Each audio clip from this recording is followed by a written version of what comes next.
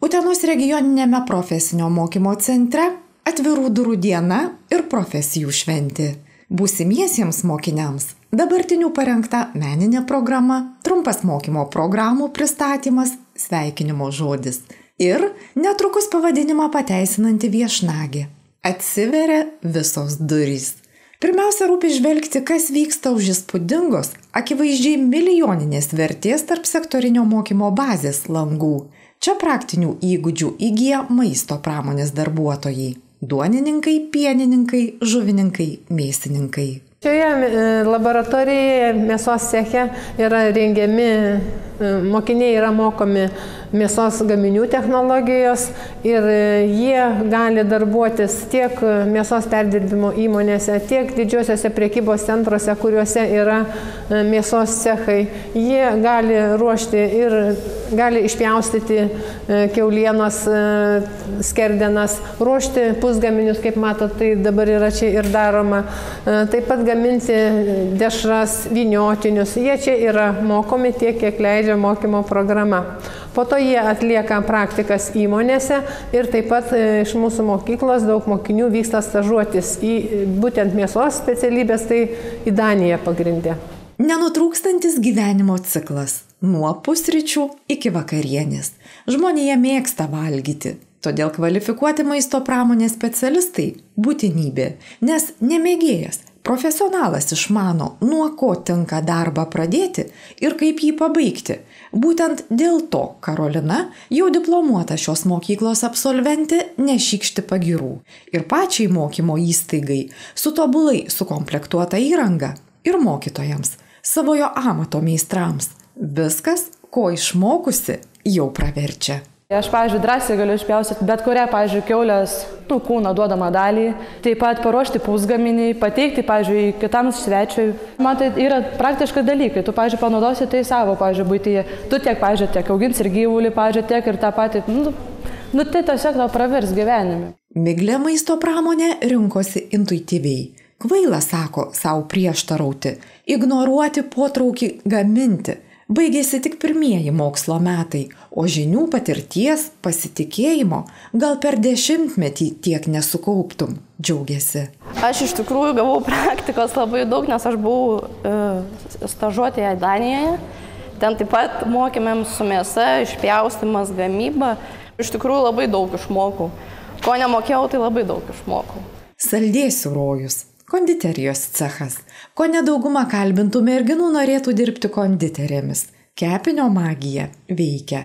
Tuos burtažodžius, skambančius tešlų, kremų, pyragų, pyragaičių pavadinimais, aromatais, skonių įvairove, įvaldo ir viešbučių verslo darbuotojai, ir kitų mokymo programų mokiniai, juk neišnaudoti tokios bazės būtų nuodėmė. Mes labai turim daug geros kokybiškos įrangos ir kuri yra dar ne visuose cechuose nuėjus pas darbdavius. Taip kad mes tikrai aprūpinti pilnai viskuo. Čia galime gaminti ir makaronus, ir tešlas visų rūšių, ir sausainius galim gaminti, ir tiesiog ir užšaldyti galim. Taigi viską mes galim daryti čia, kas surišta su konditerija, kadangi čia yra konditerijos cechas. Ir vaflius galim kepti, ir kremus įvairiausius daryti. Ir bandelės įvairias kepti, ir tortus, galimybių ir šakoti galim kepti, nes šakočių kepimo įrengimas jau yra. Mes visus tikrai konditerinius gaminius kuo puikiausiai galim daryti, nes visa įranga yra. Ir bagetės, ir pizzas galim kepti. Bet tik tai tiek, kad mes, aišku, jungiam ir šitos įrengimus ir viską darom, bet vaikui pirmiausia, jam atėjusiam, reikia pačiupinėti pačiam rankytėm. Nes prie kiekvieno daikto vaikas turi pasiliesti pats ir kad galėtų paskui dirbti su įrengimais.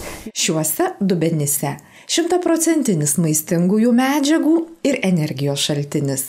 Apskritai čia mokomasi pieno gaminių technologijos. Nuo įprastų iki naujutėlaičių produktų.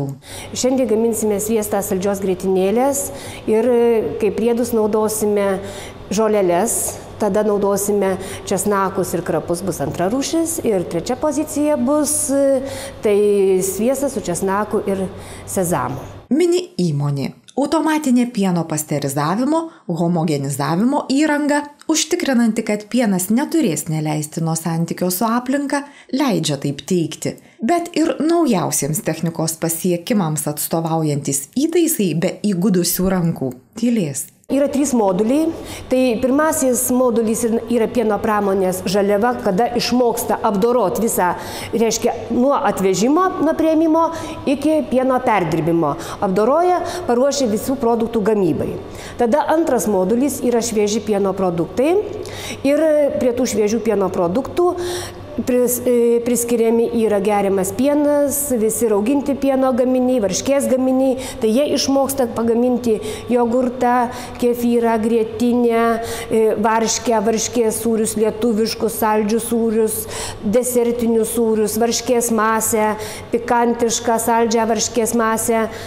Ir tada taip pat yra pieno gaminiai, tai iš pieno gaminių ten yra fermentiniai sūriai, sviestas, tai mes sviestą gaminame, galime gaminti fermentinius sūrius. Tas pats, kas namuose atrodo, bet vis tiek technologiniai procesai visai skirtingi. Čia viskas daug paprasčiau, namie daugiau darbo yra. Čia viskas daug lengviau, namie vėl viskas sunkiau. Tiesiog įdomu. Šiaip įdomu visur, nes sunku įskirti. Einam ir į mėsos kombinatą, eisim į pieno kombinatą, viskas įdomu. Buvom duonos kombinate, matom viską, kaip realiai viskas vyksta. Nebebaisu net pirkti produkciją parduotuvėse, nes tiesiog matai, kad ten, kaip kai kurios laidos aiškina, kaip baisu yra dabar. Matai, kad tiesiog nėra taip baisu. Pats pasigamini tą produktą ir nebebaisu jau valgyti. Užuot pribloškęs milijonais, Utenos regioninio profesinio mokymo centro direktorius patikina. Tikrai ne pinigai po šiuo stogu. Sunku patikėti, kad kadaise čia stūksoja senas garažas svarbiausi. Tai europinės patirties rezultatas ir begalinio visos bendruomenės darbo. Specialiai skridau su mokiniais kartu į Daniją ir žiūrėjau, kai ruošėme statyti tą sektorinį centrą. Ir man buvo baisu, kad tokį pastatą pastatysim ir kaip jis čia dabar gyvuos. Nes išlaidos, išlaikymas, elektra ir panašiai. Tai aš labai buvau nustebęs, kai Danijoje 3000 kvadratinių metrų mėsos cechas. Mūsų tik 300, tai aš tada labai narimau ir drąsiai tą darėm. Tai aš tikiu, kad jis ateitį turi ir sąlygų geresnių tikrai mes nerasim, kokias turim čia. Mokiniai grįžę iš Danijos, viena grupė sako, pas mus nieko nesiskiria. Tai džiugu girdėta. Šis sektorinis centras pastato rekonstrukcija ir įranga 10 milijonų litų dar. Litai sakau, nes litais buvom gavę, neįgaliųjų centras 6 milijonai, prekybos sektorinis 2,5 milijono litų. Tai čia tie kietieji projektai. Kažkada buvo Farė 2000, tai labai džiaugiamės, kad gavom automobilių laboratorijai, 360 000. Buvo didžiuliai džiaugsmas, tokie pinigai. Į tą laboratoriją iki šiol veikia, labai džiugu, bet tai aš dar kartą pabrėšiu, kad pinigai pinigais, bet mokytojai labai svarbu, žinokit, labai svarbu mokytojai, jų kvalifikacija, noras darbui, tada ir mokinį sudomina, o įranga tik priduoda prie to rezultatą, kad pasiektumėme.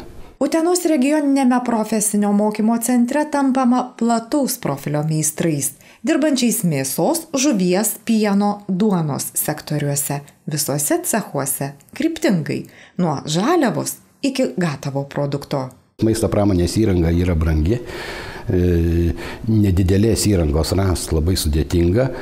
Pavyzdžiui, kuterys arba, paprašiau pasakyti, smulkintuvas, maišytuvas, kuris reikalingas gaminant virtą dešrą. Jis kainuoja, žinokit, 100 000 eurų. Tai yra milžiniški pinigai. Bet aš žinau, ir kitose mokyklose ekskavatorius 1,5 milijono kainuoja, tai blanksta tada, sakykime, makaronų matyti įrengimas nedidukas 10 000 eurų. Maisto pramonės įrengimai yra brangus, labai net. Rūkykla, termokamera, sakykime, ten 30 000. Dabar turim šio laikinės ir nuo pieno priėmimo iki produkcijos atidavimo prekybai vyksta visas procesas, mokiniai tą visą pamato. Iš kur atsiranda sviestas, iš kur kefyras, grietinė, sūrys, mėsininkai skerdieną išpjaustę, daro vienokią dešrą, kitokią, mėsos gaminius, vėl terminis apdirbimas, įpakavimas nuo pradžios iki pabaigos. Sakykime, duonininkai, konditeriai, tešlos minkymas, maišymas, formavimas, kepimas, įfasavimas, pamato visą procesą. Va čia svarbiausia. Jis supranta, iš kur atsiranda ta varškė, duona, mėsos gaminys. Tai va čia labai svarbu yra. Jie savo rankom viską tą padaro. Tarp gebančių suteikti tokias idealias sąlygas mokytis uteniškiai Lietuvoje lyderiai. Beje, pienininkus rengiantys vieninteliai šalyje, nepaisant nemenkų šios mokymo programos iššūkių, pradedant apsirūpinimo pienų problemomis, baigiant gaminio realizacijos nepatogumais. Bet mes tą sąžiningai mokom toliau ir ta bazė mūsų tikrai yra. Padarom daug gaminių ir dar mąstau, kad plėsim daugiau. Yra minčių projektuose dalyvauti su kolegija, su kitom įstaigom, kad panaudota mokymo bazė ir kad naujų produktų, kad ūkininkai galėtų mokytis atvažiavę pas mus, kurie turi pieną, kad jį perdirbtų ir patys galėtų verslą savo vystyti. Na, o greičiausiai amato vertę pajunta mėsininkai. Profesionalams atviros ne tik maisto gamybos, maitinimo įmonės, valstybių sienos. Paklausa kelis kart didesnė už pasiūlą. Mėsininkas yra labai populiari specialybė. Darbdavių atžvilgiu, aš taip mąstau. Darbas yra sunkus, bet kuris, aš nesakau, kad jau mėsininkų pats sunkiausias. Tikrai ne. Automechanikui reikia daug dirbti ir panašiai. Bet mėsa turi savo specifiką, ne kiekvienas gali tą darbą dirbti, bet mūsų tokios programos, kad jie susipažįsta iš pradžių su mėsa, pienu, duona ir tada pasirenka. Ir kaip tradicija pasirenka mėsą daug kas. Nes daug kas dirba mėsos kombinatuose, bet dirba ir parduotuvėse, maisto pramonės ir mėsos skyriai, nepaslaptis dalis išvažiuoja. Bet tai Europa atvira, tai čia nieko mes pakeisti negalim, bet labai džiaugiuosi, mūsų mokytojai yra labai stiprus šioje srityje, mes labai daug metų bendraujame su Roskilde, Danijos koledžas yra ir mokytojai daug metų, gal 20 stažuojasi tenai, tai jie tikrai yra savo srities specialistai. Betgi Utenos regioninėme profesinio mokymo centre rengiami ne tik maisto pramonės specialistai, viešbučių darbuotojai, konditeriai, virėjai. Nori įgyti automobilių mechaniko profesiją? Prašom. Apdailininko statybininko? Irgi mielai. Vilioja prekyba.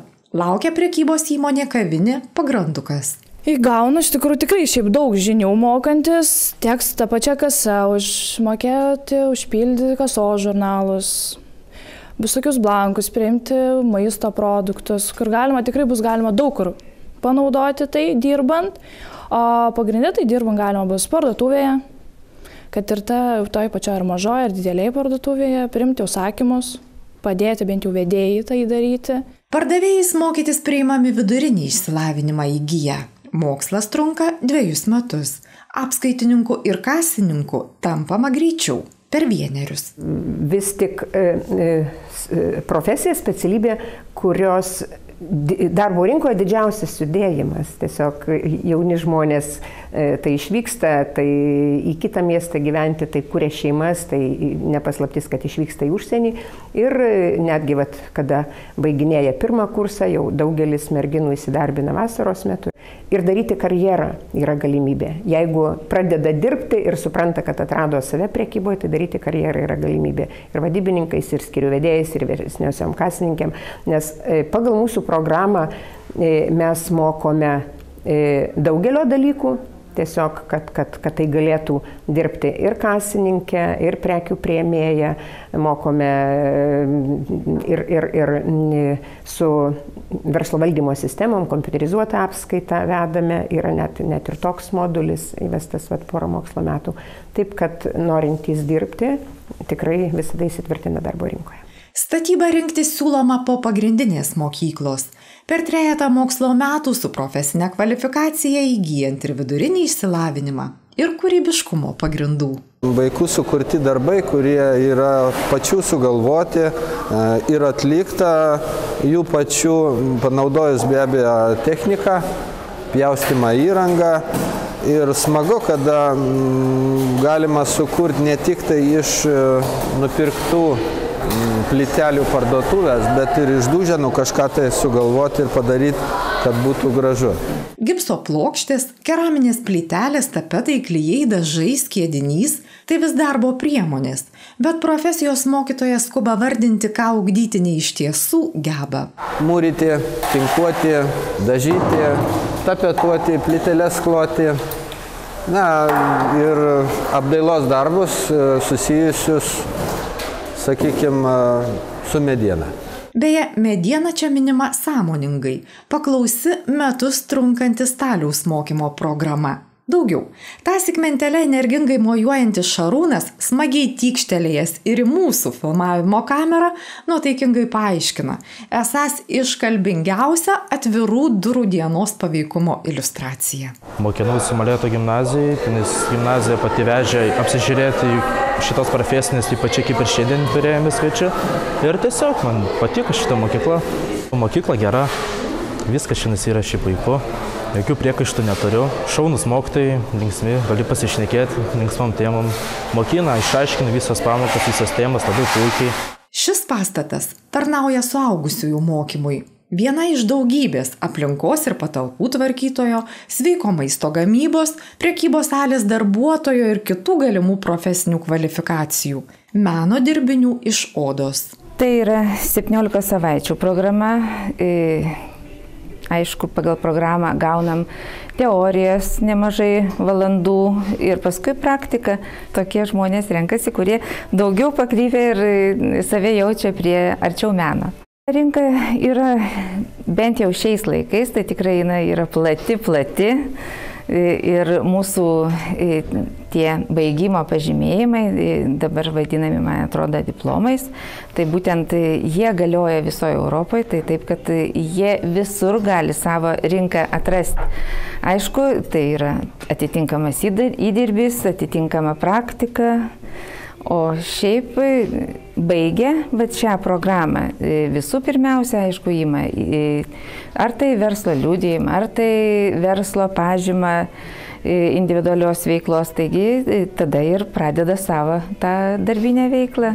Nuo paties smulkiausio skirtuko knygai iki solidaus aplanko, galanterinės rankinės, sudėtingesnių gaminių, naudojant išvarstymo, apipinimo, kitokią apdailą. Turim ir priesiuką, kuriuo atspaudžiam būtent klišę. Paskui, aišku, dažais, tonavimas, dažymas, plokštuminis, pirografija, kitaip tariant, deginimas, perforacija, su kaltukais, kitaip tariant, skilučių išmušimas.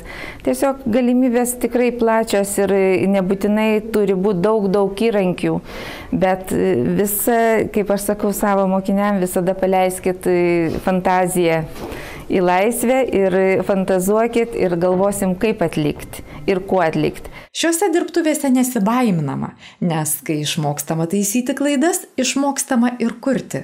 Tokia ir yra, anot vadovo, Utenos regioninio profesinio mokymo centro stiprybė. Asmeninis meistriškumas, sisteminis mąstymas, projektai, turtinantys ne tik materialiai. Labai daug mes, mokytojai, mokiniai, darbuotojai, važiavom į užsienį, stažavomės ir daug matėm labai gerų dalykų. Ir tą visą mes esam pritaikę pas save. Tai iš to didžiuojos kolektyvų, kurie sukūrė tą, ką mes turim ir matom dabar. Tai aš tikiu, kad pagerinom mokinių mokymosi sąlygas, metodinė pusė, elektroninės knygos, įrengti cechai, laboratorijos, kur mokiniai tikrai gali labai aukšto lygio rengimais tobulėti ir siekti savo profesijos subtilybių. Pirmieji Respublikoje sukūrėm 67 vadovėlius visam maisto pramonės sektoriui, pradedant nuo mėsos gamybos, baigiant cukraus gamybą, pieno, ledų pramonę, konditerijos pramonę. Ir šitie vadovėliai pasižymėjo tuo, kad jie yra labai interaktyvūs, labai paprasti naudotis ir labai mėgiami mokinių, labai motyvuoja mokinius mokytis. Vadovėliai įsiskiria tuo, kad juos galima parsisiųsti į savo telefoną, planšetę ar kompiuterį ir juos vartyti daug kartų, kiek nori, atlikti užduotis įvairias. Tuose vadovėliuose yra virš 200 video filmų, tai yra tiesiog laboratorinių darbų, technologinio proceso, vaizdo medžiagos, kas buvo labai retenybė profesiniam mokyme. Taip pat yra testai, praktinės užduotys, kurias labai palengvina mokytojams darbą. Taip pat ir mokiniams. Naudojantis Apple platformą parengta elektroninė knyga šiandien ne tik centro mokinių, eilinių vartotojų džiaugsmas. Panoręs išsikepti kokį skanėstą, tiesiog parsiusinti filmuką ir matai, kaip tai daroma. Užtenka minimalių kompiuterinio raštingumo žinių. Na, o jei kalbėtume apie užsieninius mokyklos partnerius, vėl tektų nustebti. Jų net 60, 20 Europos šalių. Paskutinioji mokinių stažuotė vyko Maltoje. Šiais metais laimėjome ir Hartiją, kuri mums, Erasmus Hartija, kuri užtikrina mums kasmet į užsienio šalis įsiųsti stažuotis virš 70 mokinių ir 10 mokytojų. Utenos regioninio profesinio mokymo centro, pripažintos Lietuvoje teikiančios profesinį, pagrindinį ir vidurinį išsilavinimą, kvalifikacijos tobulinimą ir perkvalifikavimą, ugdymo įstaigos parengtiems aukštos kvalifikacijos įvairių sričių specialistams nesunku įsitvirtinti, konkuruoti kintančioje darbo rinkoje. Apibendrinkime mokyklos šaukiniu. Esu laimingas, nes turiu profesiją. Panašu, kad tai ne abstrakti žodžių kombinacija, tikrovės atspindys. Primename, kad šią ir kitas nuo amato iki verslo laidas galite žiūrėti jums patogiu laiku TV3 Play galerijoje.